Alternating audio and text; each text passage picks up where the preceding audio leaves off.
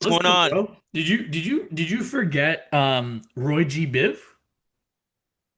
Forget what? Roy G. Biv. You know what Roy G. Biv is? No, no, no. I've never You heard didn't that. you didn't you didn't go to kindergarten or elementary school? Roy G. Not, not here though. I Okay, how never do you went to say Roy G. Biv in French? Roy G. Biff. Bro, I don't even know what that means. It's the Honestly, first, neither do I. So you're not What? alone. You guys and don't know what Roy and G. Biv and, means? and this guy went through the Canadian school system for a fact, right? So, if Bro, it's the acronym for like for the primary colors. Red, orange, yellow, green, blue, indigo, violet. Yeah, do we have to go back to grade one? Who made this shit up? yeah, word. I mean, what were you Oh talking about? Rainbows my. here? Oh my God. Anyways, because this is too intellectual for both of you, it seems. Chelsea doesn't wear burgundy, my friend. No, they don't. They don't. That's the Arsenal. That's Wow. the OG Wow. Arsenal. That's the TT Arsenal. That's the greatest Premier Nitpicking, League player of all time Arsenal. bro. Look at you nitpicking colors, bro. Now, like, you know what I mean? Like, Picking colors. I literally teased it last episode. I'm like, when Chelsea win, Laurent's gonna wear his, Chelsea kit, and you come with Arsenal colors. you're right. You're right. But you know what it was, bro? You're just a The whole fan. You're No, coming no, no, out. no. It was I think what you guys said got to me, bro. It's like it's Conference League.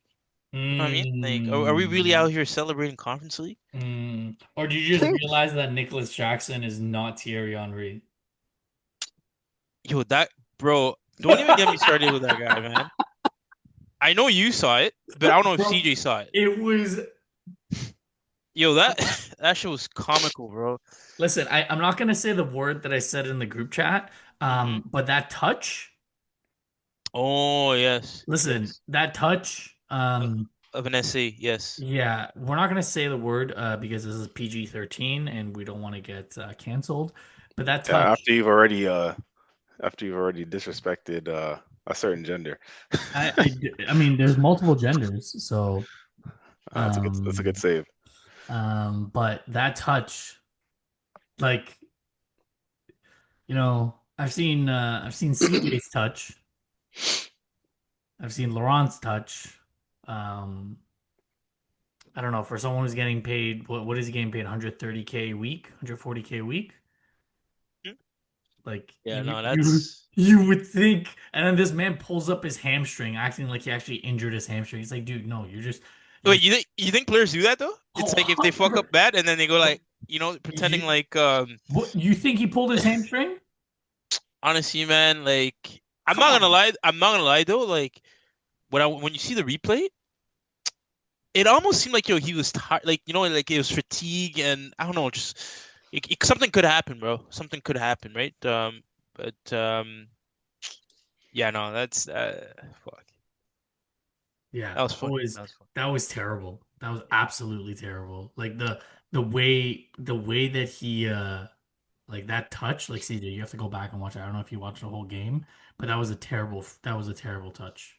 Like it could have been game set match right then and there, and you just yeah, yeah. But anyways, well, Chelsea completed the treble of European Cups, um, Conference League, Champions League, Europa. Second time that they've won 4-1 in the finals. We're not going to talk about the other time that they won 4-1 in the finals. It's a little sore spot. But before we really dive into it, I forgot to do this last time. Um, Welcome in, guys. Welcome in, listeners, viewers. Episode 25. Episode 25. If you've been following us from the start, hopefully we've gotten better. I don't know. We just shoot the shit and we just laugh and hope you guys enjoy it. Um, CJ always joining with that glass of water, staying hydrated after a long work day. Um, Crazy, very very inspirational, CJ man. Very You know? inspirational. Always repping the Arsenal. He just got off a work call, hopped on this with his big glass of water, had some ice cubes in there so it stays chilled the whole time. And then we got Laurent. Bro, why is Laurent? Why are you so zoomed into the camera like I that? know Like, Oh fix my up, God. man. this Holy. man's trying to, show that he's a true Arsenal fan, wearing the OG colors, the burgundy colors. Like I'm so Wow. proud of you. We welcome you to the Arsenal. Um, and then there's the sarcastic host. Yeah. The one and only. How you guys doing, man? The Doing depression is set in. No more football. Depression, bro. I'm ready to throw a fucking party, fam. I was dying for the season 10. Fucking nightmare. Well, no, with the season like this, the next season's already started with all this bullshit. Like, who are we gonna get? All the other clubs have completed signings. Chelsea just won a European championship and they signed Liam Delap. Oh, is that confirmed? Yeah, Is that here we go? yeah, Fabrizio Romano, I'm pretty sure reported it. Here we go. Because I think it's like a 50 mil release clause. No, no, no. We're gonna have to fact check this, bro. I Here we swear to God. go. The lap. I swear to Chelsea. God. Oh, hmm Laurent, Yeah, can you 30 confirm? mil. 30 mil. Yeah, here we go. 30 mil. Sorry, yeah, 30 mil. Bro, I swear CJ never believes me when I say this. Fam, I just always think it's important to fact check. I have a background in law, okay? That's what I went to school for. So, for those who don't know, And apparently Chelsea's trying to go after Rodrigo. you know what the scary part is? Now that Chelsea's in the Champions League, they actually could have access to these type of players, and they're shopping in a different market now. That So, is true. That's a very good point. Yeah, but where's FFP? Bro, enough with that. Enough I with that. know. No, no, hold on. No, I'm It, being serious. I'm not just saying it because you're a Chelsea fan. If this was United, I would say the same thing. Where the fuck is Chelsea getting all this money from? You guys just spent $1 billion last year.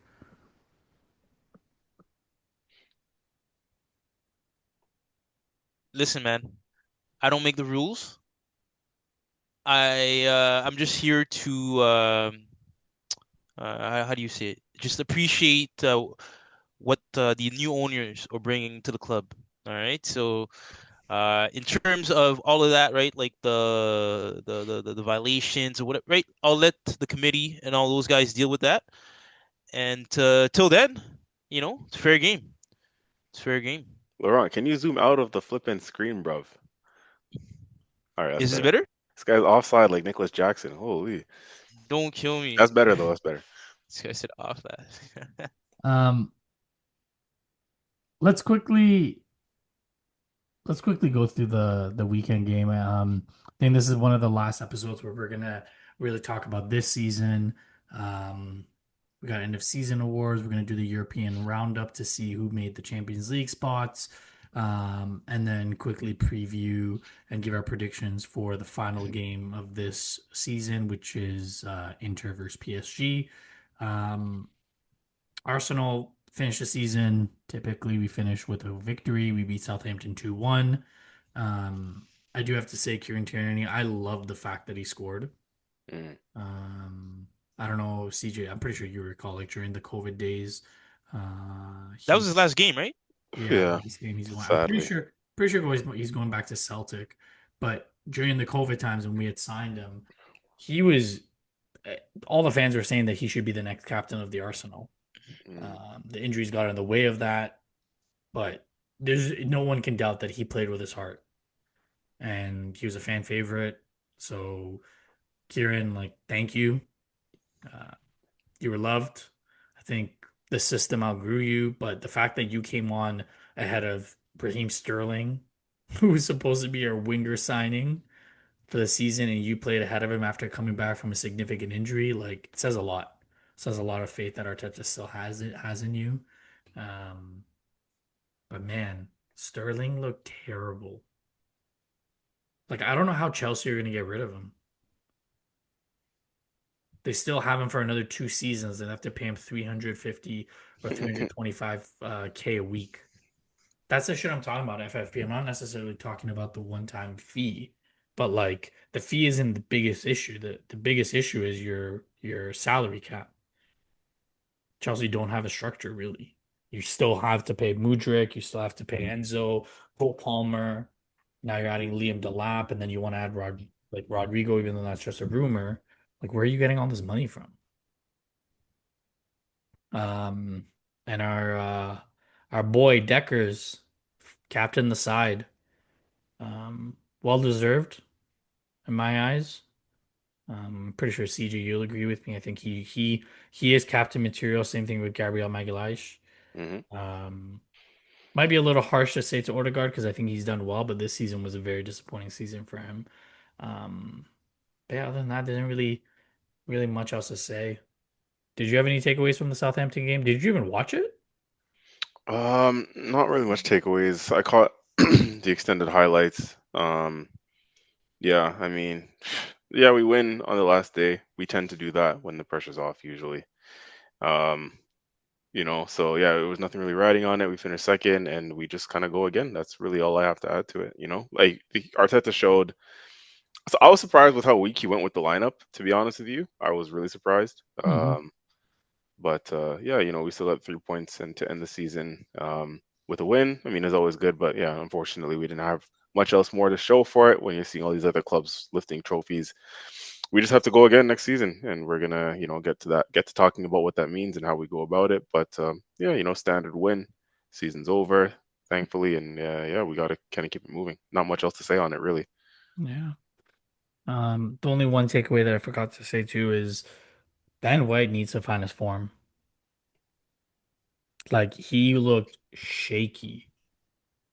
Yeah, And no disrespect to Southampton, but they don't really have a prolific forward that you're scared of, right? And he got beat a couple times when I was watching the game, and I was like, "Bet, like, it's really hard to see." Um, he wasn't called up for um, the World Cup qualifiers with England. I think he did speak to the coach. too cool. Yeah, he did speak with them, and maybe it's just not ready, but he needs to find his form Did because get an assist though. He did get an assist. he did, he Uh, did, he did. The offensive side, he's always had that edge, but defensively, like Jurriën Timber has that spot locked down. And if Timber's going to be out long term because he got another surgery, Ben White's going to be crucial at the start of the season. So, Yeah, I did say this, and this goes for not Ben White alone, like pretty much 90% of our players who've been battling fitness. Like they all just need this summer and this off season to just rest, recuperate. As I said, maybe slightly a little bit of an exaggeration considering, how high our standards are now that we finished second, and I'm still saying it was a nightmare of a season. But yeah, we just need to quickly get this one out of our system, I think, this season, and just like including mentally, physically, the players, the coaching staff. It's been tough for all of us, anyone associated with Arsenal. Um, it's been a tough one with, throughout the campaign, injuries being one of the main reasons why, it's really mentally and physically exhausting for the players, I think, and so Ben White is definitely one of those players who could do with now a nice long break. I'm going to give him the benefit of the doubt because he's been coming back and battling injury. Like I said, most of our squad has as well. So this off mhm. season and this rest without a major international tournament, without, any more football, is going to be good for our players. We need a full proper rest and a full proper season preseason, and we need to just go again.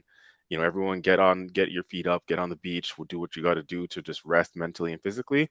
Your Sakas, your Salibas, Timbers, Rice, everybody involved. We all just now need to just, the end of season couldn't have come at a better time. We just all need to just rest and recover and just get back at it. And Ben White, like I said, I'll give him the benefit of the doubt. He hasn't found his form, but that's largely due to the injury that he's been working through. Yeah. So off season is going to do the world of good for everybody, I think. Yeah, he's going to be crucial for us next year. So, um, yeah. But yeah, there's nothing there. That game didn't really mean anything for the grand scheme of things for the league. Couple of the games that did mean something, and there was a lot of things running on them were Villa United. That was a huge one. A lot of controversy. Newcastle Everton, and then Chelsea Forest. Um, Starting off with Villa United. Did you guys see the Did you guys see the play with Watkins and Bayendier? I didn't know. Laurent, did you see it? Will remind me. I feel like I know what you're talking about. So Well, okay, just for listeners, if you didn't catch the game, so first half, Hoyland was on a breakaway. Well, not a breakaway. Matty Cash went to do a back pass to Emiliano Martinez, and he didn't pass it properly, so Martinez had to come out. He got a straight red because he took down Hoyland. In my opinion, Hoyland hasn't been good. You you don't do that, even if you go down 1-0, 11 on 11. I would have my money on Villa. Anyways, he got a red card. United went on and scored the first goal. Second half, Ollie Watkins was on a breakaway. Bander saved it. He didn't have any control of the ball. So as Watkins went to kick it out of his hands and put the ball in the back of the net, the referee blew the whistle before the ball went in the back of the net. So if you didn't know, if the referee blows a whistle, the play's dead. VAR can't get involved. But if he didn't blow the whistle and he allowed the play to go on, then VAR could look at it. So from what Unai Emery is saying is that the referee was too inexperienced. So out of all the referees that refereed this past weekend, he was the least experienced referee. So they sent in a formal complaint, and they know nothing's going to change. But from all the reporting and all the things that I've read, like that was a huge mistake, which is going to cost Villa hundreds of millions of dollars because now they're missing out on that Champions League money. They're still in Europa League, but it's a big difference. The Champions League money and the Champions League revenue, what that does for the club. Um, in my Much less eye, playing in the Champions League itself, yeah, obviously, yeah, is yeah, exactly, better. yeah. I think again, I've said it a couple times. As Arsenal fans, we tend to make excuses a lot with referees, and I think we allowed ourselves this season more so than other seasons to get in positions that like a refereeing decision ultimately changes the dynamic of the game, and we can't do that. Bringing it to this game, I think the bigger issue is Martinez. I understand Matty Cash. He made a boneheaded play. He didn't put enough juice on the back pass, and Hoyland was going to be on the breakaway. But you never know what's going to happen. Hoyland has been on terrible form. He probably would have scored the empty net. We're not talking about Darwin Nunez, who's going to sky the ball, but just let him score. Don't go down because you're going to be the difference maker. Because if it's 11 on 11, I think we would all agree that Villa is a better team than United, even at Old Trafford. So, I mean, Malaysia Arsenal is a better team than United. I mean, Who? Malaysia All Stars. Oh, uh, that was real, eh? yeah, yeah. Yeah, What? bro. I You thought guys kidding? honest. Yo, I thought I thought I so. thought that You was were pulling my leg or something. Yeah, No, some AI. bro. No, for yeah. real, bro. I thought it was some AI. Like, first of all, why did they even have another game? The season Because just they ended. because they make 8 mil out of that so that they can pay their fees back. Hey, shout out Julian. Talk to me nice. Julian's catching a lot of strays lately. Oh, man. Catching strays, bro. It's. Laurent, have you been passing on the message to him? I gotta admit that one I did not simply because you know what I mean. Like he's been on the receiving end of a lot of. So I Oh, kind of yeah. Fuck that, keep it bro. going, Yeah, bro. like Keep it what? going. Yo, we're gonna do a snippet of this portion. Malaysian All Stars. Yo, name me one person from them. I said Burkina Faso and you lost your shit. Now name me one person from the Malaysian All Stars. But I have no In clue, bro. fact, tell me what country Malaysia's next to. Do you know your geography? Indonesia? CJ, you want to fact check that? Brian, I have no idea. This is not even worthy of a fact check. No, I'm correct though, right? I'm gonna fact check myself. I'm pretty sure you're correct. But anyways, um, what did you say? Indonesia. Indonesia. Fam, are we a geography channel? Like, what are we saying right now? Yeah, bro. What the fuck? Well, you said you want to fact check everything, so I'm just making sure. With all due respect, Indonesia, this is not an Indonesian Gunners corner or Indonesian corner. This is the Arsenal corner or the Gunners corner, I should say. Okay. So Anyways, fine, fine. We'll move let's on. keep it moving. Let's Jesus okay. Christ, This guy really hates geography, bro. That's Yeah, crazy. bro. What the fuck? you dropped that shit after grade 9, bro. What are we doing here? Um. So, anyways, Villa they finished outside of the Champions League spots. Um. All they needed was one goal at one point. They were down 1-0. Eriksson got the penalty for the second goal. Mm. But if the Watkins goal had stood, because Newcastle lost to Everton at home, um, so that would have been the difference between Newcastle not making Champions League and Arsenal having a chance at Alexander Isak to now Villa missing out and Arsenal having zero chance at Isak. Um, I still think FFP is going to come into a huge play for Newcastle, even though they do have the Champions League money. There's still a lot of talks that either one of Bruno Guimaraes or Anthony Gordon are going to have to leave. Callum Wilson's gone. That was his last game against Everton. So I don't. There's been rumors that we're going to get Anthony Gordon, but to be honest with you, with uh, the games that we've had against Newcastle, I highly doubt we're going to get anyone like that. Like the only person that was realistic in my eyes was Isak because he's a boyhood Henri fan. I don't think we're going to be able to get Gordon. From Now that Newcastle? now that they have Champions League though, like I don't see us getting any of their big players. They still have to get rid of someone because I think they're like right on the edge, even with Champions Are League they money. still though? Yeah, even with the Champions League money, I think they still have to get rid of someone. I feel like Champions League just saved them. I don't know. I'm scared of them too, man. I think I still feel like they're gonna have another big summer. Even if they're not gonna spend a lot, they're gonna make some shrewd signings, and they can attract players because of the competitions that they're now in, being Champions League. They all they Won a need is one or trophy. two. Yeah, exactly. They're an attractive proposition right now, and they just need one or two players really to start competing at the top of the table. Let's be honest. Their midfield is already one of the best in the league. They Mm-hmm. have one of the best strikers in the league, and actually one of the best left wingers in the league. So I think really, and their fullbacks are good. You know, the up and coming Livermento and Lewis Hall. I like him from that came from Chelsea. And they're decent in center back already. But if they get like one, I don't know, Van Dyke type signing in center back, like one really quality center back to play alongside Botman or something like that, then yeah, man, they could be in a title race next season. Honestly, they just need maybe a little bit more squad depth. Adding Champions League may be a little bit troublesome for them, but if those guys stay fit, like I said, we just named off some of those players, and the midfield, like I said, is up there as one of the best in the league already. So they have key players in key areas. They have a key spine, and I'm a little bit nervous about how they're gonna look. And Laurent said this best, like this is what pisses me off even more about missing out on the title this season and not even really challenging is that, you know, yeah, and Laurent, you've been saying this for a while, actually, not just the season, that if we don't get our act together and start winning, these other teams are going to catch up. You know, Chelsea is now back in the Champions League, which has elevated and propelled them. Newcastle's are there. Liverpool's not going away. They just won the league, and people thought that Arnie Slot's first season, he inherited Klopp's already championships winning team.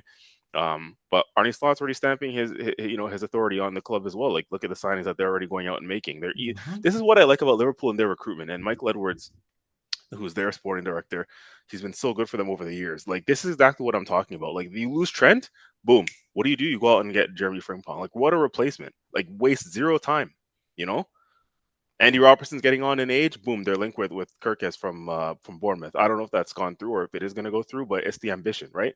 Linked with what's his name, Florian Wirtz from Leverkusen as well. Like they just do such good, shrewd, quick business, and I feel like that's the kind of thing that we need to learn from. But anyways, I digress a little bit. My point being that these sides are not going away, and they're going to be sticking around, and other teams that are below us currently are going to start catching up if we don't get our shit together.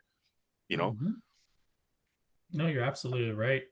And speaking on Chelsea, they beat Forest 1-0 at the Forest ground. It's a And I big Oh, week for Will. Chelsea. Big sorry? week for Chelsea. Yeah, big week for Chelsea. Um, and I know I asked this in the group chat. Laurent, do you think their celebration was warranted?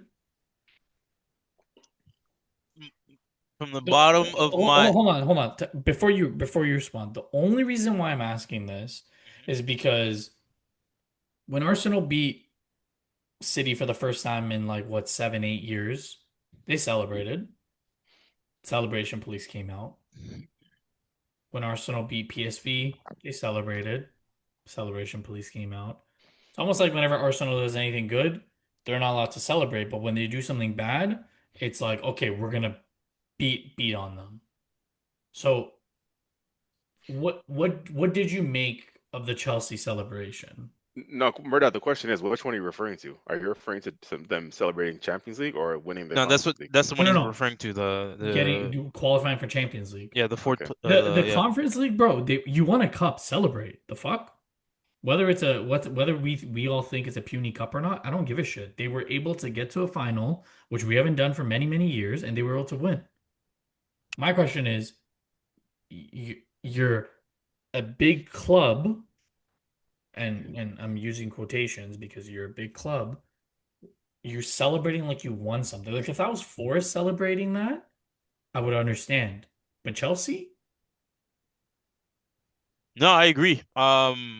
I agree with how you're analyzing it.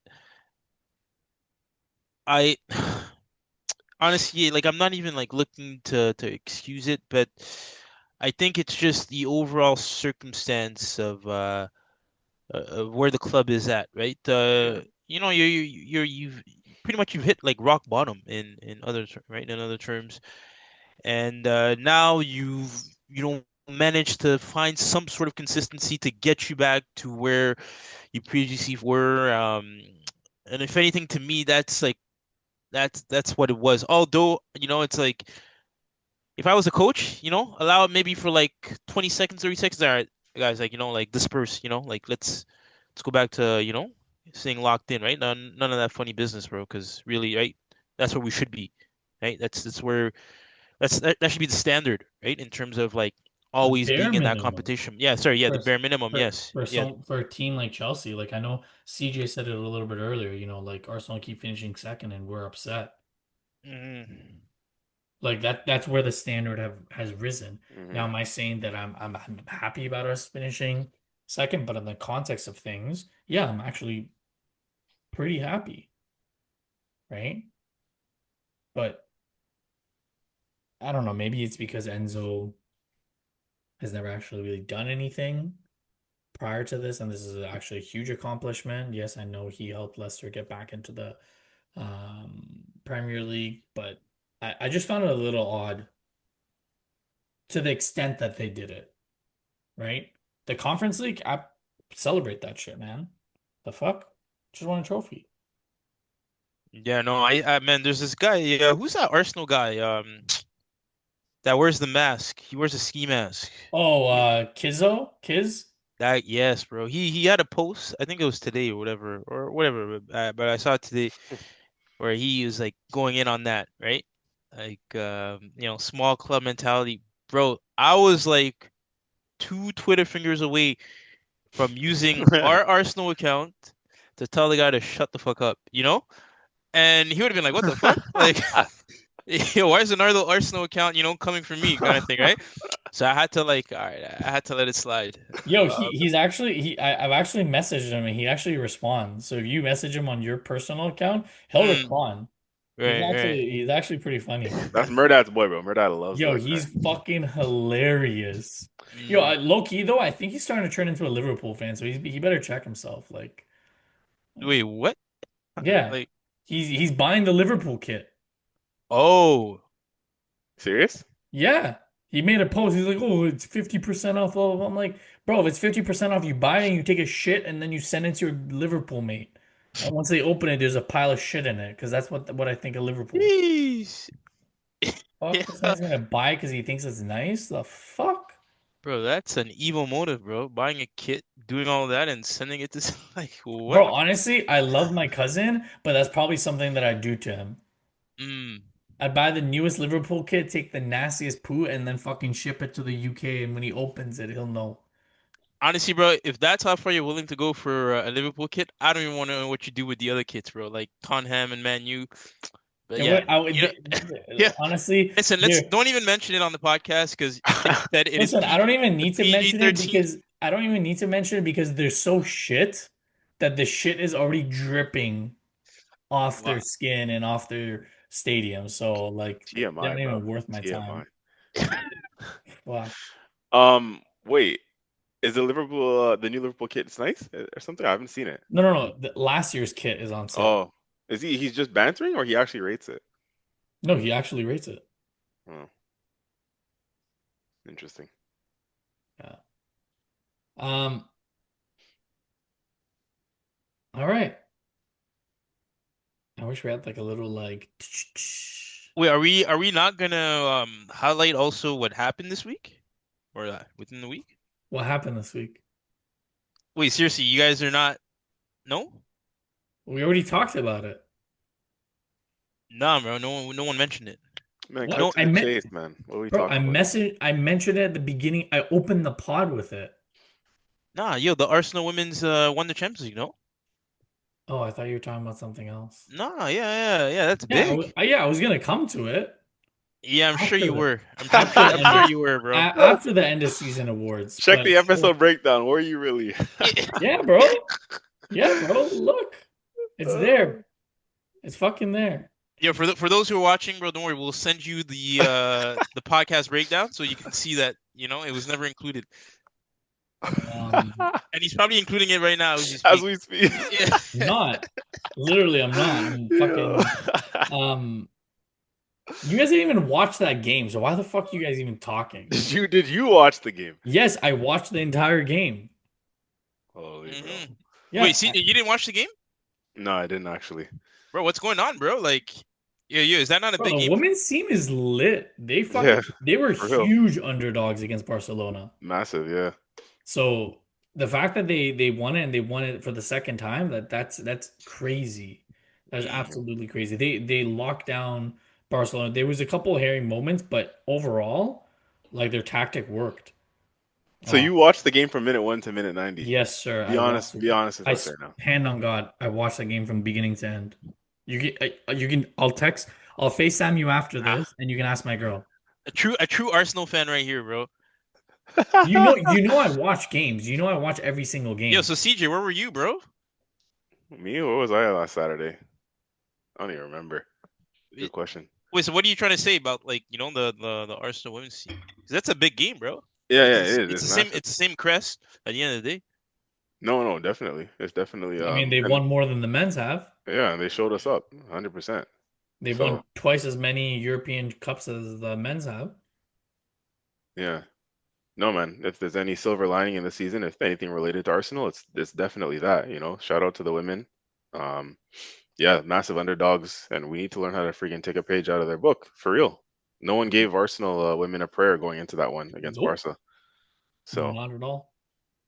Yeah, they were huge, massive underdogs. And honestly, the game that they played was unreal. They took a page. I think City played them like that, if I'm not mistaken, because they were talking about it on the broadcast. Either City or it was either City or Chelsea. I know it was one of the English teams to kind of take on all the pressure and then play the counter attack. Defense was playing unreal. Um, and man, the goal was clinical. The goal was Wait, what absolutely was the final score? One nil 1-0. Yeah, yeah, 1-0 to the Arsenal. yeah. Yeah. in the second half or Yeah. okay, nice. Yeah. Good shit. Um, anyways, now we can end of season awards. So for all the listeners, feel free. We're gonna drop a post. So you're gonna be listening to this tomorrow, which is Friday. We're gonna be dropping a post on our Instagram. If you are listening to this on YouTube or Spotify, there is a comment section so you can add your players. We are going to be doing end of season awards for Chelsea, since Laurent is a Chelsea fan, and CJ and I are going to be doing it for the Arsenal. So there's a few awards. We have Player of the Season, Surprise Player of the Season, Underachiever of the Season, Goal of the Season, and then Overall Team Grade. So I'll kick us off.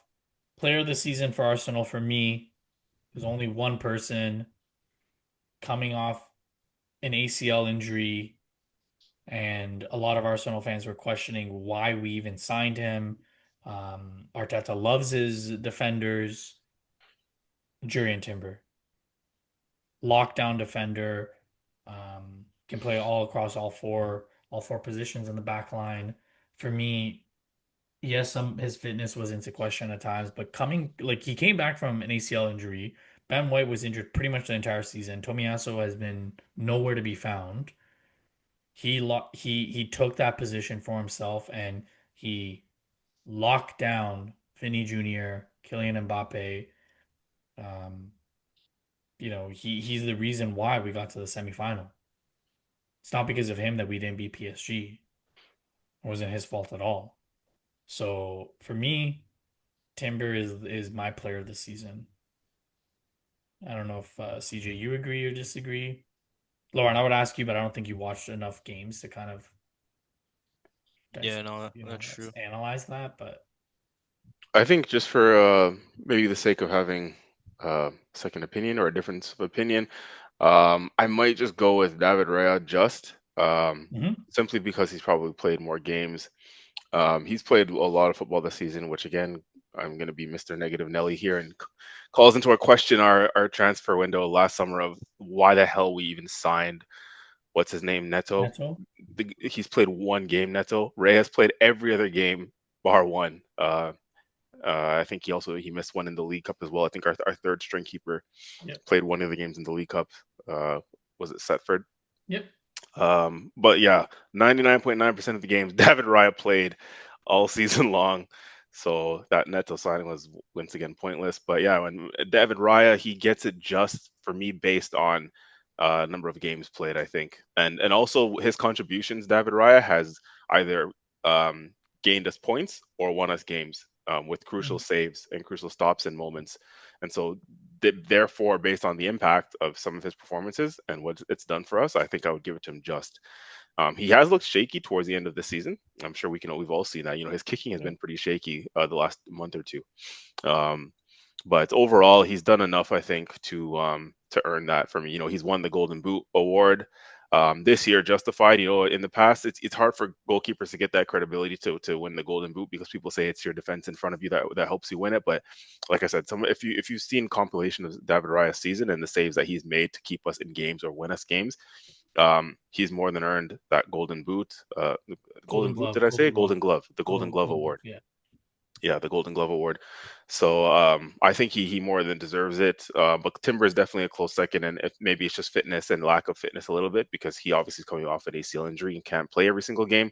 yeah. Um, I genuinely think if Gabriel stayed fit for the whole season as well, he would have been a shoe-in for Player of the Season for me. Oh yeah, yeah, Gabriel has been a yeah, beast this season, and I'm hearing reports today that he's close to re-signing a new long-term contract, which is yep, massive for us. But yeah, man, Timber's definitely a close second. I think I gave them equal ratings when we dropped it in the group chat. I gave them both, I think, an 8.5 or something along yep, those lines.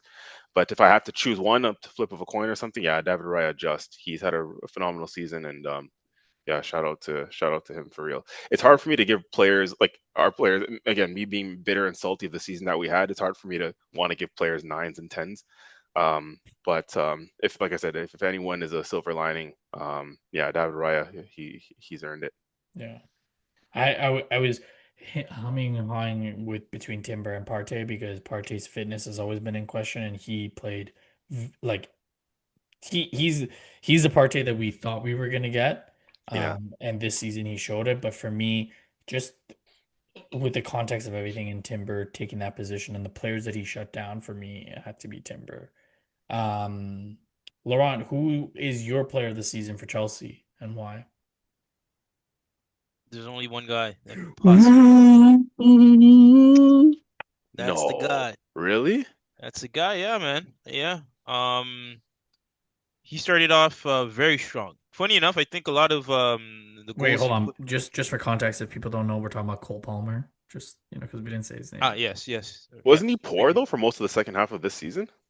You could say that, but however, especially even in the last game here, which Hmm. to me was the game that needed to be won to cement overall, an overall good season, or right? Because if we had we lost this game, it'd be a completely different tone. So and that in that right, he performed well, right? He had a very good game. He's the reason why you guys Yeah, won. Two exactly, assists in the game. exactly. Yeah, Like yeah, that pass to Enzo Fernandez was unreal. yeah. Yeah, no. So for that, that's why I'm willing to kind of discard the second half of the season where he kind of slowed down. Because mind you, man, he was 15 goals, I think, or double digit goals for quite a bit. right? And he stayed there until the other players caught up. Who knows why, right? He didn't continue to perform, but that definitely helped us in our standing. And man, I believe at one point where we were, I think second, third, or whatnot, or close to what was it, December, or I can't remember, but yeah, it was due to him and his contributions, right? So, definitely Cole Palmer for me. Yeah. 37 matches, 15 goals, 8 assists, and yeah, played well. In the Yeah. EFL Cup, 6 matches, 2 goals, 2 assists. Yeah, he did well. Um, Next award, surprise player of the season. I don't know if CJ, I think you if I know you well, I think we have the same person. Um, the boss man just came in, bossed it, um, scored in his international debut. Hmm. Like this kid, he's got that he has this attitude. He has the cockiness that you want to see. What he did to Erling Haaland, what he did against Nando's FC, what he did against Jude Bellingham, Remontada, what? Like you're saying that's your international teammate. If you guys don't know who I'm talking about, I'm pretty sure CJ has the same person. Miles Lewis Skelly, MLS, Hmm. surprise player of the season. Um, I think a lot when I was watching the preseason, everyone was talking about Ethan Wanyeri Ethan. because Yeah. we thought he's going to push Odegaard, and we're getting rid of Fabio Vieira. We're getting rid of Emil Smith Rowe. So we're like, okay, like there's a plan for Miles to come through. Sorry, Ethan to come through, and of course, with all the injuries that we had this year, Lewis Kelly comes in, and to be honest with you, Calafiori is a very good player, but that signing kind of looks redundant right now. Hmm.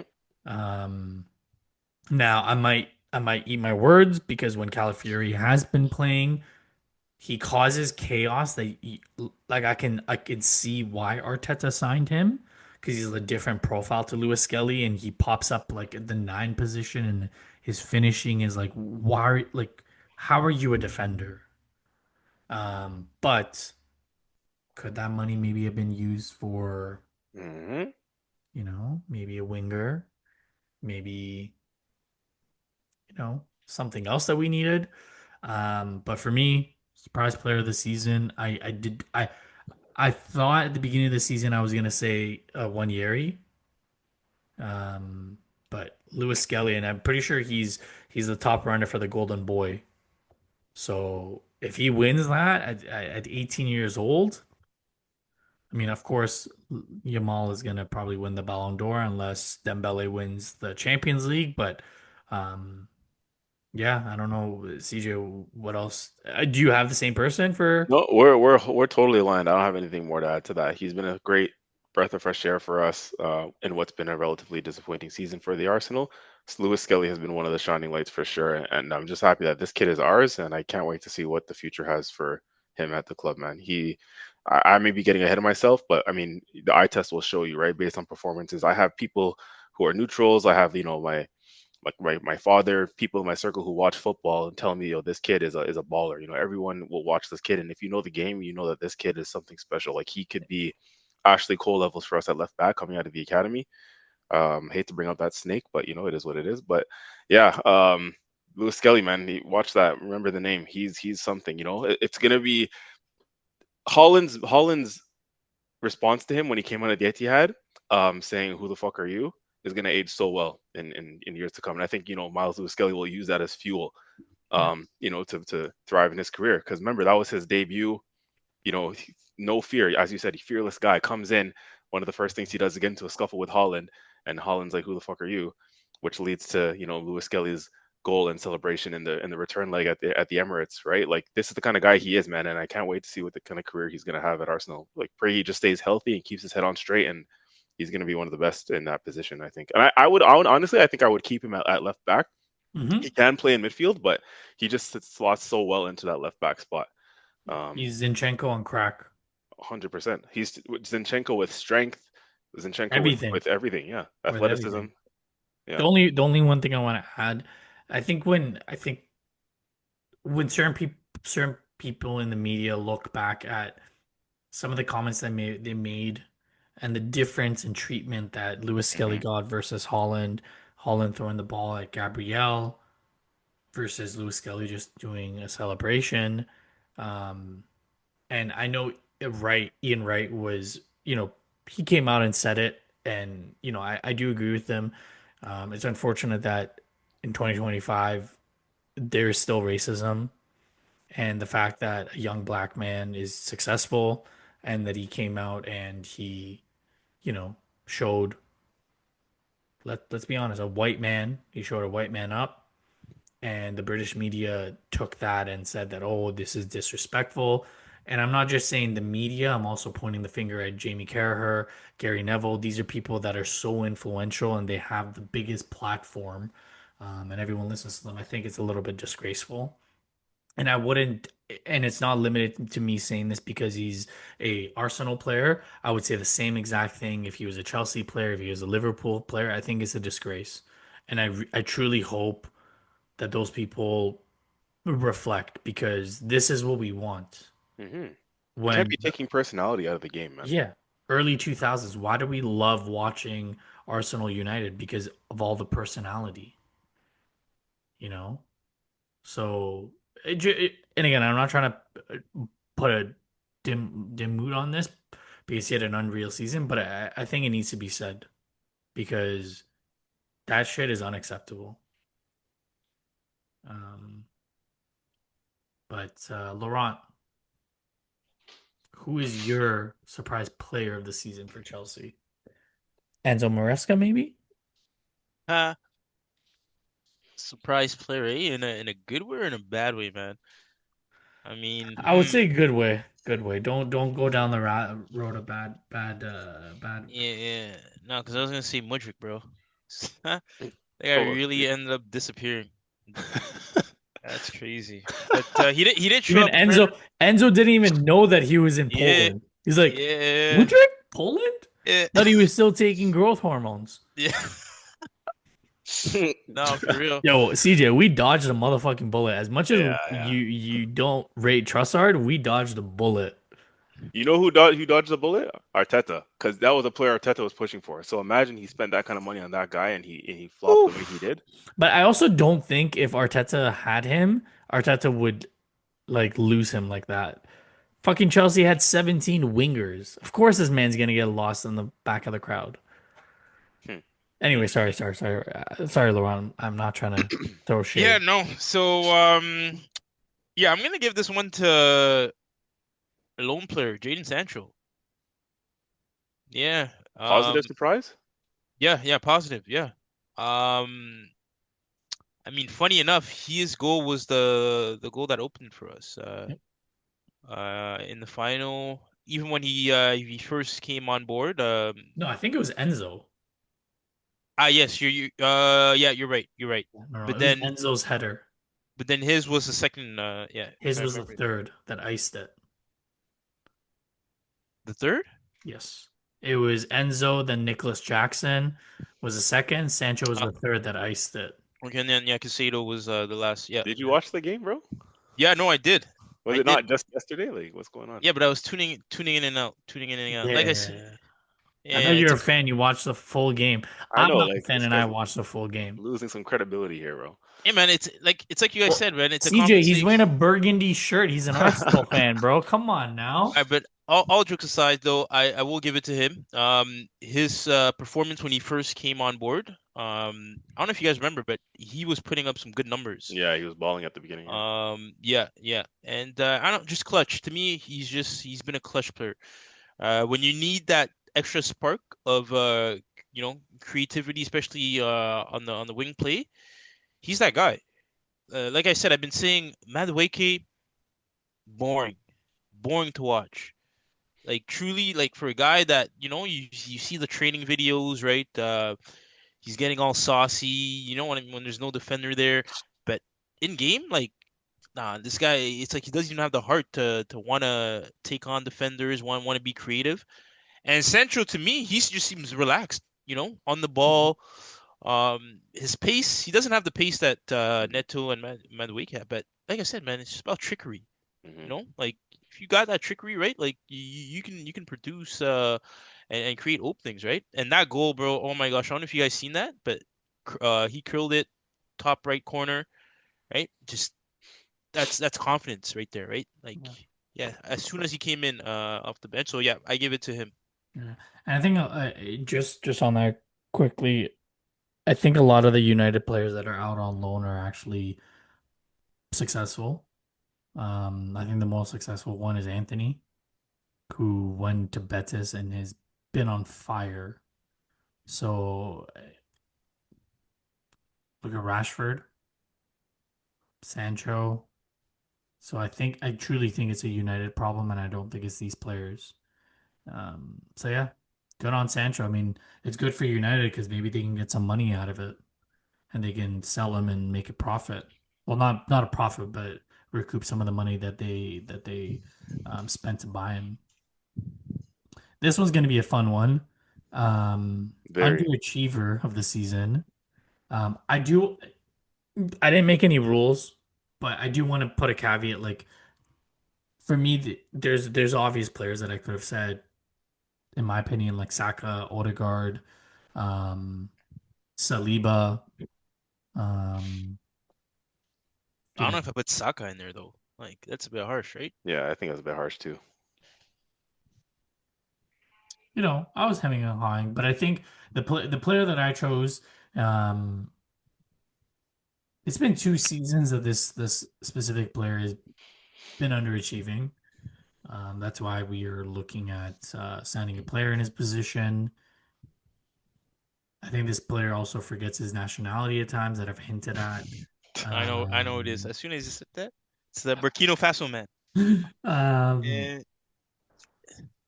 like if you have arguably one of the best coaches in the Premier League say that they love you and you forget that you forget your nationality, I think you really need to take a good hard look at yourself. And if I haven't given it away yet, I'm talking about Gabriel Martinelli, the Brazilian.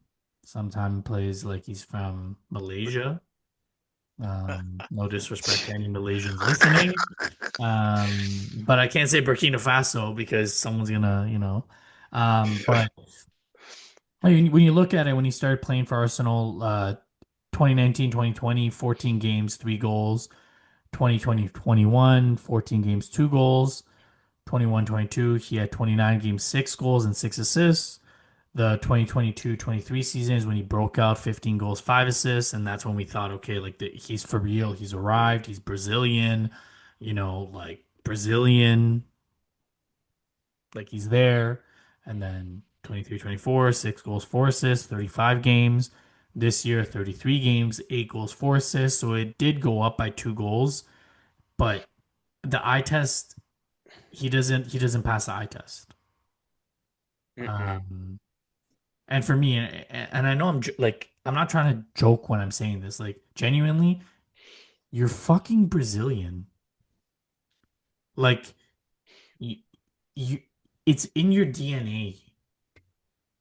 That's all you do from the moment that you're born and you can walk. That's what you do. That's why you see these Brazilian players when they come out, like they're so good with their feet. They're so fast. They have that flair. I think Martinelli missed that boat, to be honest with you, because he only has that flair when you're facing like an Ipswich or someone that it doesn't really matter. And it's really sad because I really like him. But for me, not good enough. And now we're in a position where we actually have to spend a good amount of money to have a replacement. If he could take that position, then we can make Gabriel Jesus a rotation player that could cover the right and left, and then maybe get a proper backup for Saka and spend all the money for a striker. But now we're in a position where we have to spend that money for two forwards. But yeah, for me, Martinelli are an underachiever of the season. This is the Murdoch I like to see. Not good enough. Need replacing. Who is this guy, Mr. Optimistic? Now he's no more room for sentiment. Sack the manager, get rid of Martinelli. This guy's coming for everybody. I rate it. Who is this guy? Yeah, man, standards, bro. This is the fucking standards, guys. Like I'm just being real. I'm just being real. Like because it's really disappointing.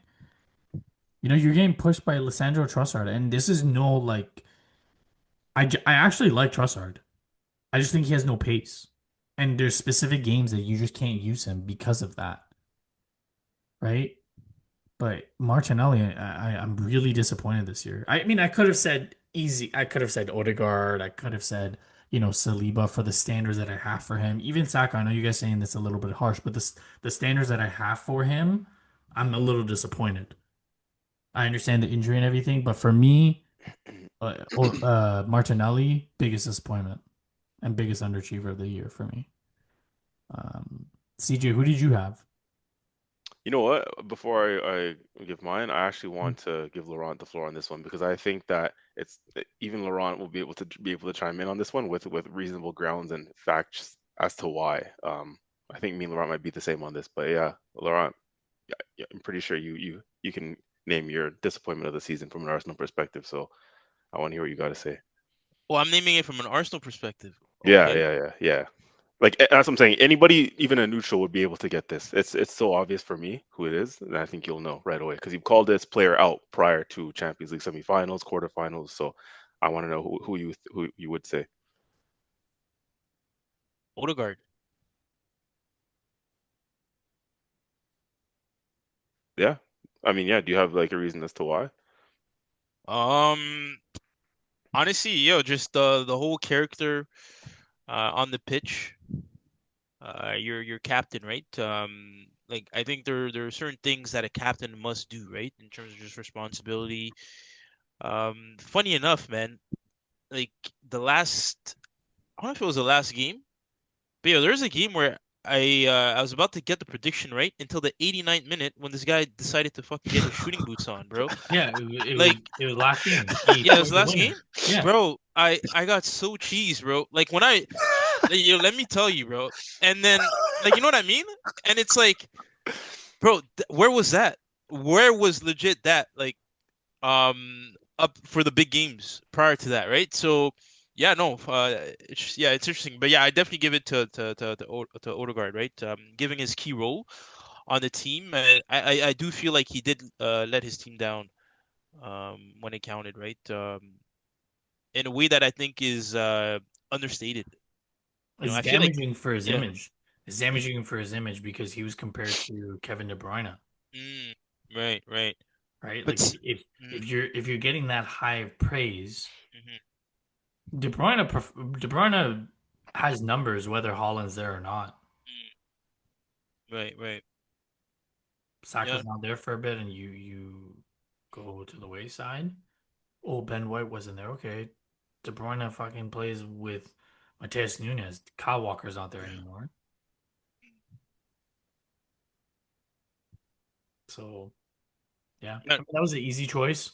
Did I get that right though? See, is that? Of Yeah, course man. you did. Of Yeah. course. I was gonna say you like the reason why I wanted you to go before me is because I felt like you were gonna speak for me. And like I said, anybody who just watched the Arsenal this season, whether you're a fan, a neutral, an op, like the answer is just so obvious. And yeah, for me, it just has to be Odegaard. Like everyone's looking to that guy, to be the man. You spoke about it best, Laurent, before the semifinal. He was one of your key players. He was one of our key players collectively to be the man to step up because of the standards you've kind of set for yourself. You've been compared to De Bruyne. You came from Real Madrid, 16 years old. You're the captain of Arsenal Football Club. You were the player of the season 2 years in a row. You're Arsenal's player of the season 2 years in a row. I wouldn't have. Last year, I would have given it to Rice. The year before that, I would have given it to Saliba. But I don't know who does the voting for that, whether it's the fans, the club, the players, whatever. But he was Arsenal's player of the season for the last 2 years. So Hmm.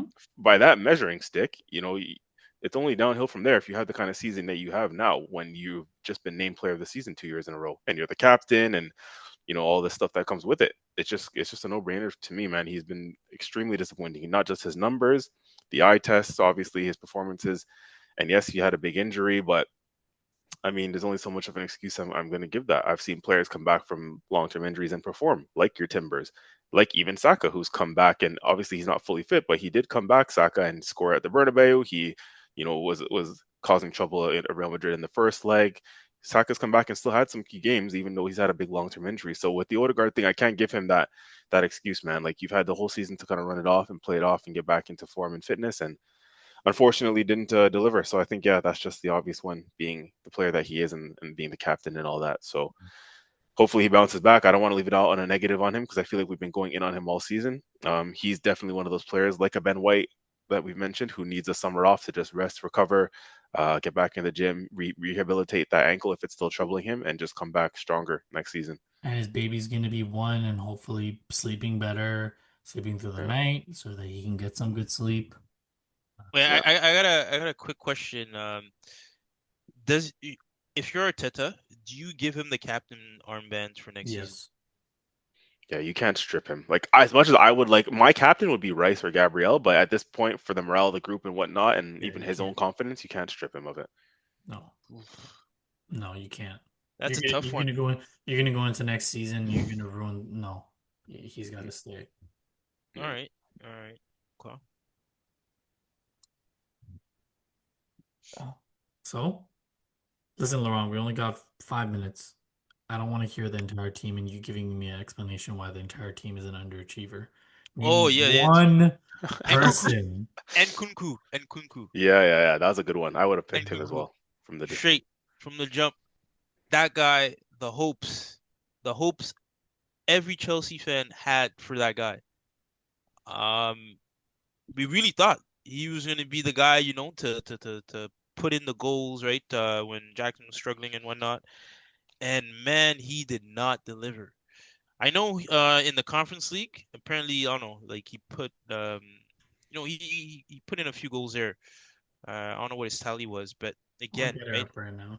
It's a lower league, right? We're expecting that in the Premier League, right? Where it truly counts and whatnot. And man, there was even a point where he had a bad spell. I don't know if you guys remember that, where he Yep. was just not scoring at all. And yeah, same thing, right? With like when we're talking about confidence and players, that guy, he lost it, and well, it's Conference unfortunate to League, see. 9 games, 5 goals, 3 assists. Premier League, 27 games, 3 goals, 2 assists. Yeah, look, man.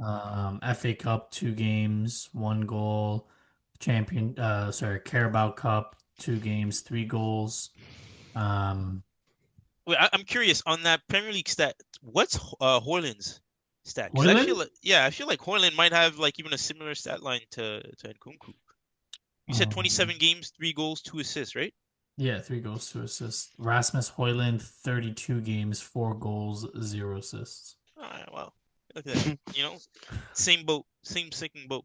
Well, what I was gonna say was, Laurent, like, in the minor defense of Nkuku, has he been getting like decent playing time though? Has he been able to show himself? Like, does he get Now, the minutes? definitely, there were spells where yes, because Jackson was not performing, right? So he would get to start. And you know, a lot of people were trying to say, well, because at some point we're playing him as a nine, and people are saying Hmm. that's not his position, right? He's not. So people are like, we're playing him out of position. But to me, man, it's like, this is football. You have to adjust, bro. Like, you see what I'm saying? Like, you seriously, you have to have that ability to adjust. Like, as a football player, right? You do this shit every day. Like, fucking watch tapes. Like, But like. hold on, but I think I've said that a couple times. Like, there's okay, so we just said a little bit earlier, all the players on loan from Manchester United are excelling, Hmm. right? Christopher Nkunku, when he was in Leipzig, he was arguably one of the hottest prospects. He was the next guy. To me, I think it comes down to coaching, to not getting the tune out of him. Because I think when Jackson was struggling or when Jackson got injured, it was such a makeshift front line, and that's when also Palmer wasn't playing well, so he didn't have that service. And Nkunku's position is very similar to where Palmer plays. Yeah, you're right. So In that attacking yeah, midfield, to yeah. me, or like a false nine, to me, Hmm. I think Maresca didn't know how to use him properly, and I don't think he was set up for success. And another part of it, I genuinely do think the Premier League's too physical for him. Like I don't think Really? yeah, compared to the Bundesliga, I think it's too physical for him. That's just my assessment from the games that I've been able to watch. Because I like when I wake up to watch games, like if Chelsea's playing a good team or if Chelsea's playing a decent team, I will wake up and watch, whether it's my team or not. I just like content. I like watching the football games. So from my eye test, I just think it's too physical for him. Right, right. Because the physicality, when you think about it, like in the Italian league, it's more of a tactical physical, whereas in the Premier League, they're hitting you like it's force. It's not a. Yeah, but It's I mean, not come like on. a. Like, you're a grown But man. You know what I mean? I Like, agree. I bro, agree. Sabrina Carpenter is in this fucking league, and yeah, no, like, there to me, there's no excuse, bro. Like, you know what I mean? Like, Oh man. it's like, yo, do what Havertz did if you got to, right? Put on a few pounds, right? Train, and then come back. Like, your bones aren't gonna break from right, from getting bodied or slide tackle off the ball, kind of thing, I right? mean, So. your slide tackle, yeah, you could break your bone. So No, but anyway, I like your I definitely like your coaching stance on it. Because I do think yes, that does play into it as well. because there's So no way that's a that good he thing. goes from Leipzig to being a fucking bust. Mm. Like, Yeah, no. same thing with Anthony. Like, as much as I hate his smug face, there's no way he goes from being fucking like the same thing with Martinelli, forgetting that he's Brazilian. Mm. Yeah, but was that guy ever Brazilian? Like, let's be honest, man. I've never seen one Samba. Like when we're talking Brazilians, like it's like you man, you see the sauce, right? Yeah. But Martinelli, maybe I haven't Bro, that's watched what too I'm many. saying. You're laughing at me when I'm saying this shit. He forgets that he's fucking Brazilian. Bro, Mm. do I need to like come to the Emirates and bring my boombox and play some fucking Brazilian music for this guy to realize you are Brazilian, bro? Now, but funny enough, bro, like I feel like someone has to check his passport at this point, bro. Because who Fuck. knows, he might be from Burkina Faso, bro, as you say, So, I said Malaysia. I said Malaysia. So yeah, it's a yeah, we're joke. there too. So, Holy. Fuck. Um, Goal of the season. Uh, CJ, if you say any other goal, like we're gonna throw hands. Ah, Declan damn it. There Rice. goes wait, my wait, wait, no, Raheem. no, CJ has to go first then, Okay, because okay, okay, yeah, I okay. don't, Well, there goes my Raheem Sterling tap in. Shit. Fuck. wow. Um, really? What? You want me to go first? Yeah, yeah, yeah, yeah.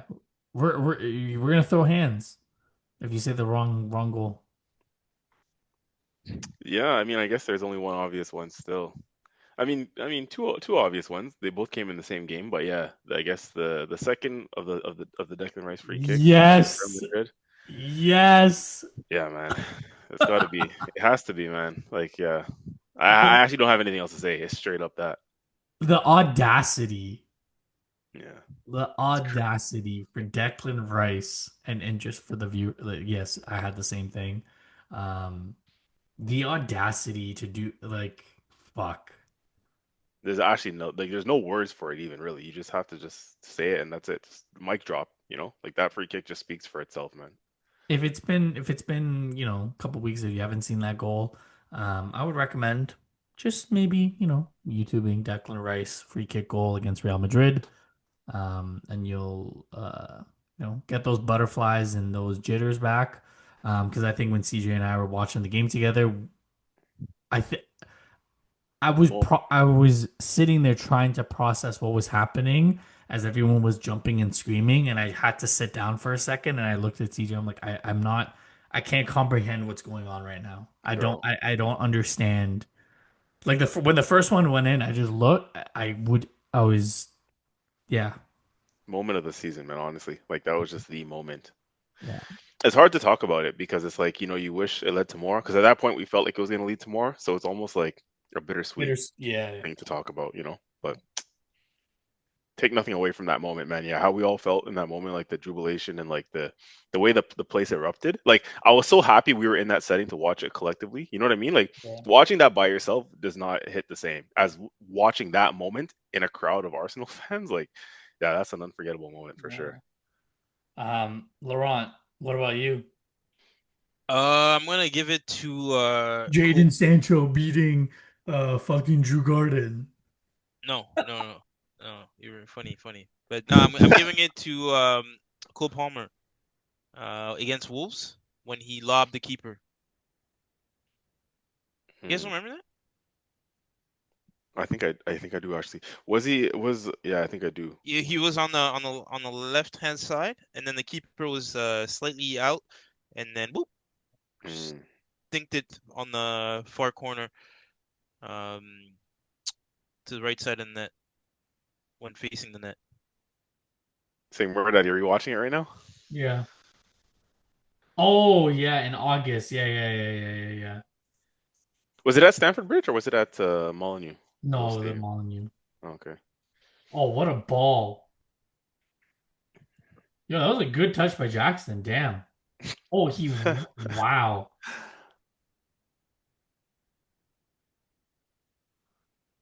Damn. Okay. Okay.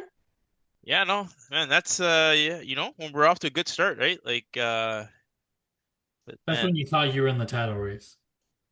yeah, honestly, man. Yo, come on, man. It's Isn't it funny though how like things switch? Like, you know what I mean? Like the season starts, right? And some teams are up to form, some teams, right? They go 0 to 100 real quick, and it's almost like you can't even get comfortable as a fan, right? If your team is like because once it's like Christmas time comes, and it's like anything could happen, and then suddenly it's like your team's dropping pace, and then you're tying games back to back. You're losing. You lost form, and suddenly, right? Maybe you were like fourth, third, whatever, and then right, you're dropping back in the table, and then another team is overtaking you. oh, You it sounds like you're explaining what's that team with the logo? It's red, got a devil. Oh, Manchester United. 30 what? points in the first leg and 9 points in the second leg. Damn. Damn, that Wait, really 30 sucks. points in what? 30 points in the first half of the season and only 9 points after Amarin took over. Ten Hag did miracles because they were 7 points off a Champions League spot. Mm. Yeah, I know some people are saying they should have never I let him mean, go. if you're gonna come for the Arsenal, like make sure you got something to say. Make sure you know what CJ, are you still accepting cookies to see the league table? Oh yeah, bro, I'm running into some viruses now at this point. Fuck, man. Damn, that's crazy. We really got to get I'd say even Julian, bro, get him I on the was gonna say, podcast, Yo, or he's gonna get roasted. yeah, he'd have to come with a bulletproof vest. I'm not gonna Yeah, lie. he's gonna get roasted. I would not advise because I'm not holding back. And I don't think we can press record when he first comes on because I need to get majority of it out and let him, do his like yelling and screaming because I'm going. I'm low blows. I'm just saying. And listen, bro, Julian, if you're listening to this, it's nothing personal. If you guys won Europa and it was a Spurs fan joining, I would say the same exact thing. I'd go for low blows. jeez. I'm just being honest, man. Just being Well, listen, you better hope Mr. Ruben Amorim is not correct, in his assessment of or the outlook of the club's future. let's just hope that they What don't did he go. say? He said that they're coming. Yeah, Really? He said that with chest after they just fucking Yes. finished Yes. 15th and lost the Yes. final? No. He said this after they lost to Malaysia. no. What? This was I wait. know, I no, swear no, I this was fucked with before you. that. No, no, I know. Oh, I fucked with okay. you. I fucked with He's fucked with crazy, bro. you. He's lucky to still be in a job, low key. Yeah. Um, last award or last thing. Overall team grade for the season. Um, let's start off with you, Laurent. What do you after the context of Chelsea winning the Conference League?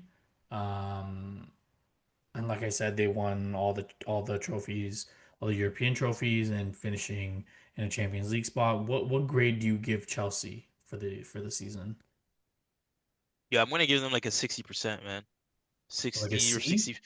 Yes, 6 out of 10, 6.5. No more than 6.5 for me, man. Okay. Around that, yeah. Why? You don't think it was successful in the context of where they finished last year? I mean, there's that. There is that. and then the whole Champions League thing. But even then, man, like I said, overall, it's been a weak league. You know what I mean? So I can't even celebrate too much because Yeah. I can only imagine, bro, if it was competitive or someone right, like where we'd be Mm. if these other teams were actually right. So and yeah, overall, bro, just the football was fucking atrocious to watch. Like the worst thing I hate is watching just terrible football. Like you hearing like robotic football, right? Like nothing there, bro. Like no creativity. Like there's just nothing. This team is hollow at its core in terms of its ability to even lighten the mood, right? When they're playing, right? It's and then yeah, you see the whole Jackson thing, right? The last game, like it's just shit like that. It's like, oh, there it goes again, right? You know what I mean? Like it's almost like a blooper. You're watching real time bloopers, bro. Mm. So yeah, no. Overall, I'm giving them a 6.5, and I think Maresca has to fix up on the tactics for next season because yeah. Mm. All right. CJ, I want to start off with you because I want to end it off on something optimistic because I think you're gonna give a lower grade than I am. You know what? I think this is good to discuss because I think that there's a difference between the team. Like, we I seen the episode breakdown. You have overall team grade, but I think there's a difference between team grade and the club's grade. The club and the coaching staff and the recruitment team, they get a different grade than the team. I think the team performed to the best of their ability this season. You saw Laurent was mentioning, the team underperformed in terms of his squad based on, the money spent, the players that are in there. You have £100 million players in that Chelsea team.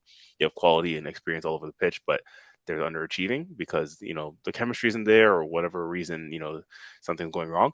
The players that we had available, and when I include injuries and all that in there, the team itself, they did what they could do based on the fact that they were running on empty, based on the fact that half the team for half of the season was carrying muscular injuries. You know what I mean? Like the team themselves to get to second place still and Champions semifinal, the team probably deserves even a friggin' A if we're being real. Like the team did what they could do. You had our players calling out management and the club in January, like Declan Rice and so on, saying we need players. You know what I mean? So the players that were available did what they could do. They probably even overachieved. Marino playing striker for Arsenal Football Club in a Champions semifinal, that's an overachievement. So that the team, I felt actually bad for the team. The team needed help. Right? Let's be real. So my assessment of the team's performance versus what the coaching staff and the ownership and the recruitment team didn't do, the ownership and the recruitment team and the coaching staff, including Arteta, they get the lower end of a C for me. So we're talking like just above 50%, anywhere between 50 and 60%. The Mm. powers that be, the decision makers, the coaching staff, ownership, they get a C, like a C minus for me, because they did not help us in our quest to achieve something this season, in my opinion. Um, from the recruitment that didn't happen in the summer or in January to decision making on the field. I've had people come to me this season and tell me that, oh, Arsenal, recently, I'm not even going to call out the person who said this to me, okay, guys? Somebody recently said to me, Arteta deserves Coach of the Year because of what he did What? with this team. Yeah, Yeah, yeah. who the fuck said that? I can't even expose the person. I didn't want to embarrass him like that. But the guy tells me that Arteta deserves Coach of the Season for what It he wasn't did me, with just for the record. for what he did with this team and the injuries that he had, and what was me and poor Arteta. He deserves Coach of the Year because he still got second place with the team that he had. Bullshit. Recruitment failed, as I've said, and Arteta himself, the self-inflicted thing is what we have to look at, right? It's not, I'm not like, you have to kind of look at why we had the injuries. It's not just a matter of, oh, we had all these injuries, so what was me? Like, bro, why did we have all these injuries? Why? There's a little bit of self-inflictedness in there. When you Mhm. have 3 to 4 players that require muscular surgery on a hamstring in the same season, that's not a coincidence. That's like your players are being overplayed. Your players are something's happening in training. Your players are training too hard when you have, games in between. Like, there's a period in January where we had multiple games every other day, it felt like. You know what I mean? So it's like the players are not being managed correctly. How does Havertz go to Dubai? They're supposed to be going for warm weather training camp and relaxation and a little bit of a mental break. Havertz pulls his hamstring doing a pressing drill in Dubai when they're supposed to be on like a warm weather training camp and just a little bit of a break from the Premier League. Like that's when the guy pulls his hamstring because he's being overexerted. That was our only fit striker at the time. Like, what are we doing? Saka being overplayed in games that he shouldn't be playing. Yes, I understand he had a muscular injury, but like I'm saying, self-inflicted. It's self-inflicted. Some of it is really self-inflicted, right? Why are these Mhm. guys playing still in Carabao Cup games for 60, 70, 80, 90 minutes when they shouldn't even be playing at all or should be taken off at halftime? There's so many examples of that, right? So some of these injuries that we have had, muscular injuries, are self-inflicted. You have to look at the coaching staff and what they're doing in training. You have to look at certain games and say X, Y, and Z player was played way longer than they should have in certain games. You know, Murdad, you know it, we know it. This goes back to last season. We're looking at games and we're like, this game is done and dusted. Why is so and so still on the pitch? Or we're playing Carabao Cup's third round against Bolton. Why is Saka even playing in that game? You know? Mhm. So yeah, man, in terms of how our season has ended, I just think that I have to separate the ratings from the players themselves to the coach and the ownership and the powers that be that get a different rating altogether. And the powers that be, including the coach and the ownership and whoever, they for me are just above 50%. You know, like a lower end of a C minus, D plus sort of thing. If we're going back to the school grades, but the players themselves, those that were available to perform on the pitch, they probably deserve something like a B or B plus even, because to still get to a Champions League semifinal and to get past Real Madrid when no one gave us a prayer, considering we played a CDM up top, like Mm. you got to give it to them, you know. So that's kind of where I grade. I have to give two separate ratings in that sense. Sorry for a little bit of a No, ramble there, no, but I think that was no, worthy of a no. explanation. I agree with you. I mean, I put my rating. I think you saw it. I put it as a B. I agree with you with everything. The only part that I would challenge you a little bit is while I do agree that the players did as much as they could, there's some players that I would have thought they would step up. Mm-hmm. I'm looking at Zinchenko, Your Odegaards, um, your Martinellis, yeah. correct, correct, Trossard. Um, you know, I'm looking at you to push the coach, push Arteta to get more minutes and things like that. So for me, that's why I put it as a B. But again, it's not me trying to be harsh. It's just me being critical and being like, okay, these are the standards that we've set now. This is what you have to achieve. Anything below this is a fail. And on your point of the injuries, like I think we talked about it, stick to football, hashtag not a sponsor. Um, Stick to football, they had Thierry Henry, and he even said it too. You really have to look at what's going on in training because to have this many injuries, it's not normal. And again, muscular injuries, hamstring injuries.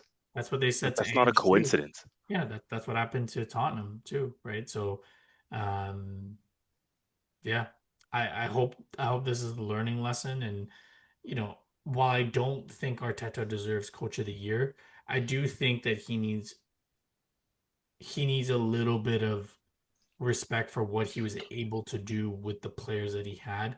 I understand it's self-inflicted, but to be able to get those players to get up every 3 days, probably dealing with knocks, and to finish second, like that's still a pretty good job. But I do think that he's gonna have a lot of self-reflection and realize that um,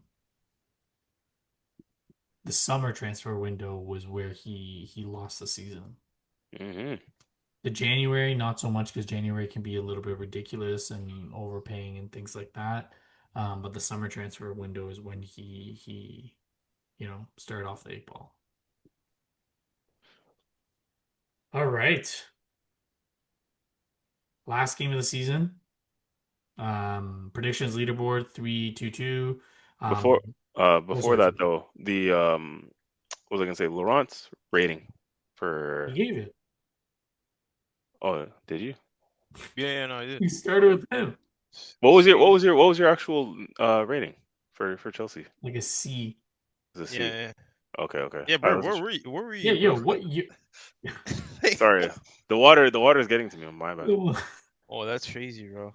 um, Predictions leaderboard, CJ 3, Laurent 2, myself 2.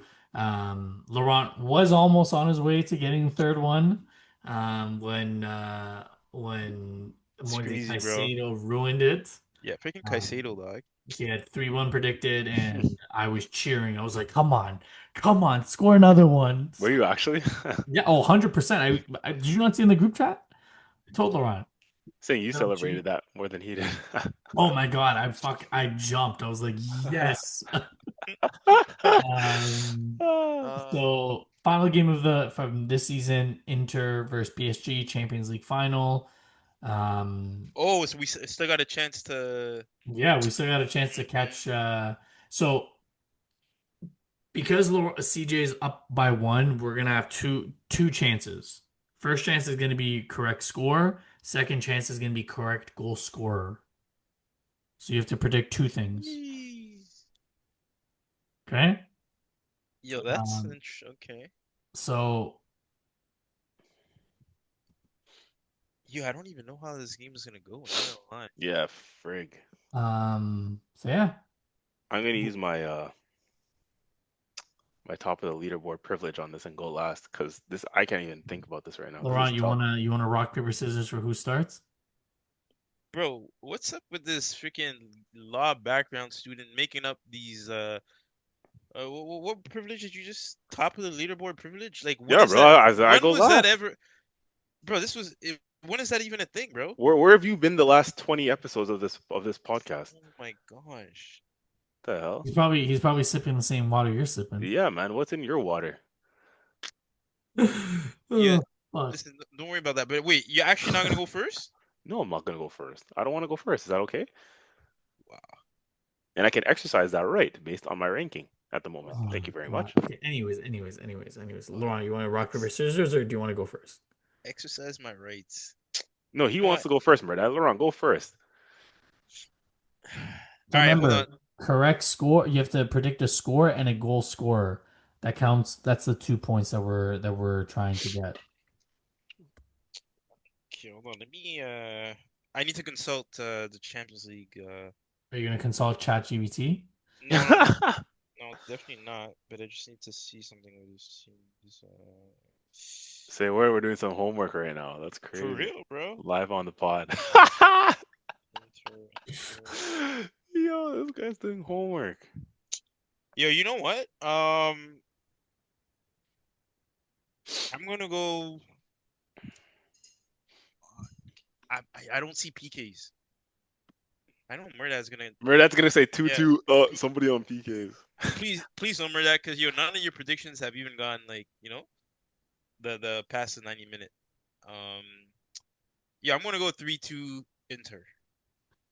3-2 Inter. That was a high scoring prediction. Wow. I think it's one of those like I think it's gonna be electric. Yeah, 3-2 Inter. Okay. Yo, just know my predictions have been fairly close, recently. It's just I'm off by this Yeah, much. but so okay, you have 3-2. So who are your goal scorers? Name one goal scorer. Martinez is not injured, right? I'm gonna Mm. give him one. I'm gonna give him one. Lautaro Martinez. Okay. So now Please, huh? What? please, can I say it? Say what? PKs? Oh, Oh yes.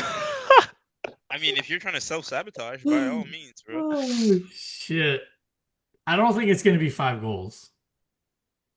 Um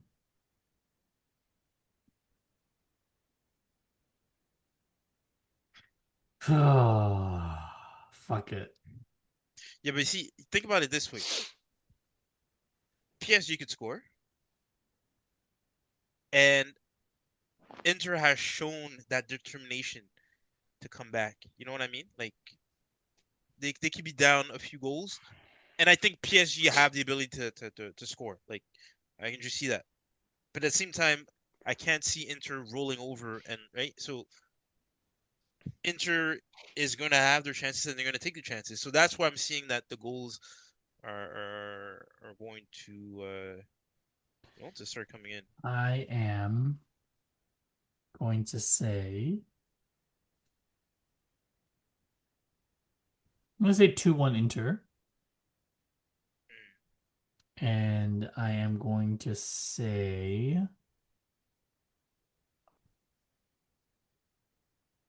for my goal scorer, I'm gonna say Marcus Thuram. That's actually crazy, bro. But Is that your is that your final offer? yes, Your final? You guys can't go back now. that's fine. All right. Look at Mr. Oracle, bro.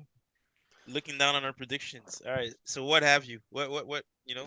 No, I'm actually kind of cheesed because I was literally gonna go. I thought you were dead ass gonna go with your PK shout. I was gonna go 2-1 and Turam to score. Funny enough. Um, You can still go 2-1 for Thuram to score. If we both get it right, you win because you'll be on 5 and I'll be on 4. Yo, that so is yo, mind you, this 3-2, sorry that I said it could be like after extra time, right? Like you hear this guy? This guy wants to come back and add some shit. no, for real, right? If the game ends 3-2, it's 3-2, right? Just so we're all on the same page here. Sure, yeah. Give you All that. right, bless. So yeah, that's a good prediction. I'm telling you, Trying you know what I'm telling you to guys right now. justify it for himself to be like, yeah, I'm still in this. I'm still in this. I'm not crazy. I'm still in this. No, man. I yeah. Let me stick with my shit, man. 2-1, 2-1 Inter because I do think Inter's gonna win, and I do think Toronto's been in some hot form You guys, lately. you wait. If you're saying Inter's gonna score two, you really don't see PSG. Wait, like you being serious? I'm Yeah, dead ass man. serious. Yeah. How Dembele, Yes. Yes. fucking Doué, Yes. whoever else they have, like you know what I mean? Like, fam? there's no way, man. Inter just played Lamine And Yamal and and how many Rafinha games and them, and man. how many goals did they let in? That's what I'm saying. I think you guys are misunderstanding, or not misunderstanding, but undervaluing the fact that yo, Inter can concede. They Inter can can concede, concede, but the and fact that Inzaghi is going to have 2 full weeks to prepare his team, I do not see them giving up that many goals. And the one part that you're also not taking account for is that Inter's been here. Hmm. These players have not been here. These players don't understand the pressure. PSG. See, that's the thing. Funny enough, mind you, I don't even like rock with PSG like that. But after their performance and the way they've managed to get to the finals, I personally do not think the way this club is set up, I do not think the pressure is going to get to them. With the manager that they have, this is a Yeah, the solid. manager is the experienced one. Yeah. Yes. I do not. Yeah, but they So like also the have Thomas Tuchel. back when they were in the finals against Bayern, right? Yeah, they also had Unai Emery. But I don't know, man. This is They like had Mauricio Pochettino, who's been it's in like the Champions it's League like you final. said, bro. It's like you said. This is a completely different PSG No, side it than is. what No, you It guys. is. no. I'm not taking anything away from it, but I'm also saying like this Inter team was Mm, there 2 years ago. mm. And like if there is a team that can slow the pace down and take the piss out of the game, it's this team. It's this, they're gonna play the Italian style, they're gonna slow the game down, get them frustrated, um, make those tactical fouls. And the difference between PSG and Barcelona, in my opinion, is Barcelona has no defense. Barcelona is go, go, go. Whereas PSG is more calculated. Mm. Right? They're not gung ho. It's a very calculated movement. There's tactics involved. Luis Enrique doesn't like, loot like he doesn't like a back and forth match. Whereas Hansi Flick, he doesn't care. He coached Bayern. He's used to just dominating. He just keeps going, like, you know. So we'll see. We'll see. So again, just as a reminder, CJ predicted 2-1 Inter, Marcus Thuram. He Wait, so followed you guys have me. the same prediction? Yep. I also predicted 2-1 Inter, Marcus Thuram to score. And then Laurent predicted 3-2 Inter, Lautaro Martinez to score. Yeah. So I think next pod we're gonna start. Wait, hold on. You guys don't want to change that, bro? That's like super He boring, bro. You copied guys me. He went last. If anyone's gonna change it, the like fuck, I'm not what? changing it. Yo, I'm just The Like fuck? seriously, CJ, you don't want to you don't want to change it, bro. Even But your that's my prediction. Well, what am I gonna do? I can't huh? Bro, change but my that's why prediction. you went last, right? Right, lawyer? That's why you went last. So, like, don't copy me, bro. Yeah, yeah, it is what This it guy, is. Yeah, this guy went last just to copy the homework. Yo, that's crazy, bro. Oh, yeah, that's I fine. see what you're that's how doing, that's Asian how he guy. got through school. Strategy, Uh, strategy. Um. alright. You guys, Anyways, we didn't even decide yet what the winner gets. the winner gets a fucking little guard Uh, of honor, easy to say when you're bottom of the league. Eh, that's fine. bottom of the league. What the fuck? Yeah, you're Yeah, bottom of the league. I'm gonna have to Oh, accept the cookies to see where you're at, bro. bro, we're tied. The fuck? Wait, what? Nah, no, wait, yo, are we actually tied, bro? Yeah, what? Laurent, bro, you're not paying attention, Oh fam. What do you my mean? This guy's Yeah, goodness. but not serious. the crazy thing is, bro. At the end of the day, bro, you're the one that's in the, you know, in the files, bro. So you can just be giving yourself points here. You're just thinking, well, we're not paying attention because I do not recall when the hell you've been winning, bro. Yo, wait, who's in the files? Me or Murdat? Bro, you guys are fucking you realize that all these pods are recorded, right? We're Yeah, we're we're. it's funny because I remember you tried to pull a fast one after the Real Madrid game. You remember at the Oh pub? When did I when? yes, yes. When you're like, oh, I got it right. Like, Yeah, yeah. He tried to pretend like he got that prediction right. Like, Bro, I there thought I we go. did. Like, what? I can't be fucking like just wrong for once, I don't know your level of confidence, bro. It's like some gaslighting shit. bro. It's fine. It's fine. You gotta be confident. What the fuck? Um. Anyways, fucking taking my closing segment out of it. Like, anyways, um, I don't even fucking know what I was gonna say. Got me all messed up and shit. Um, next pod we're gonna start breaking down the transfer window, some of the players that have been linked to Arsenal, giving them a rating to see what we think, how they're gonna fit in. We may, I think we're gonna break it down a little bit in more detail, so we're not gonna just talk about everyone, maybe one or two players. We're going to sprinkle in some of the Chelsea players that they're linked with and some of the other Premier League teams. I think CJ already hinted at Florian Wirtz, Kirkez, Frimpong, and just kind of giving it the context of how that's going to impact Arsenal and Arsenal playing these teams next year. So as always, again, thank you. 25 pods in. We got many more coming. Once the season starts, we're going to go back up to twice a week. But for the summertime, we're going to be once a week. As always, hit that subscribe, hit that like, and again, just as a reminder, in the comments on YouTube and Spotify, and even on our Instagram, let us know who your player of the season, surprise player of the season, underachiever of the season, the goal of the season, and your overall team grade for Arsenal. And if there's any other fans from other clubs, feel free to pop in your team's players and your team's overall grade. Laurent, CJ, you guys have any final closing thoughts? yeah, no, I'll let uh, CJ go oh, first. Yeah. oh yeah, yeah. No, just briefly, like same as usual. Um, as disappointing as I feel like the season has been, we're now in another segment of of a different type of season, which is transfer season. They call it silly season, So let the rumors begin. It's gonna be a different type of content for us to talk about in terms of transfers and linked players and so on and so forth. Mind you, it's going to be just for the sake of the content and for the sake of the podcast. Not all the um, things that we discuss in terms of the links and stuff are actually going to come to fruition. We're not the journalists. We're not the fucking Fabrizio Romanos of the world. So viewers, don't get all fucking worked up if we talk about players who are linked but don't actually sign. It just is what it is. It's conversations. It's things that we have to discuss because these are topics. But it doesn't mean that we're actually going to sign all these players. So it's just things that we need to cover and discuss because it's trending topics or it's generally in the media. Like the Alcaraz versus Sesko debates or like the Rodrigo stuff. These are things that we need to bring up and discuss because it's out there. It's public knowledge. Doesn't mean that we're going to sign the players, but yeah, man, it's going to be interesting to cover the transfer season, and not just for Arsenal Football Club, but for all the clubs across Europe. The moves that are being made.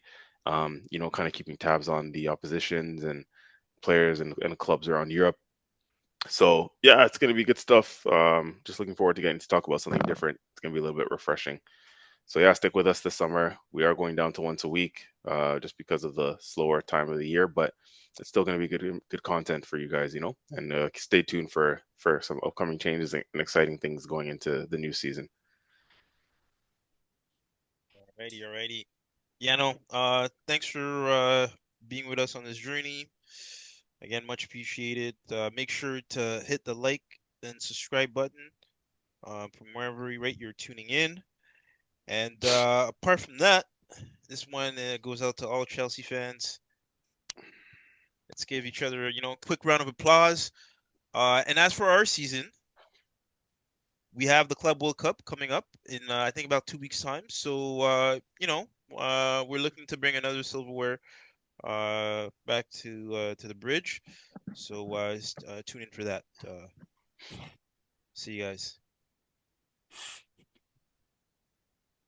Oh fuck. All right, adios, guys. Let's get out of here.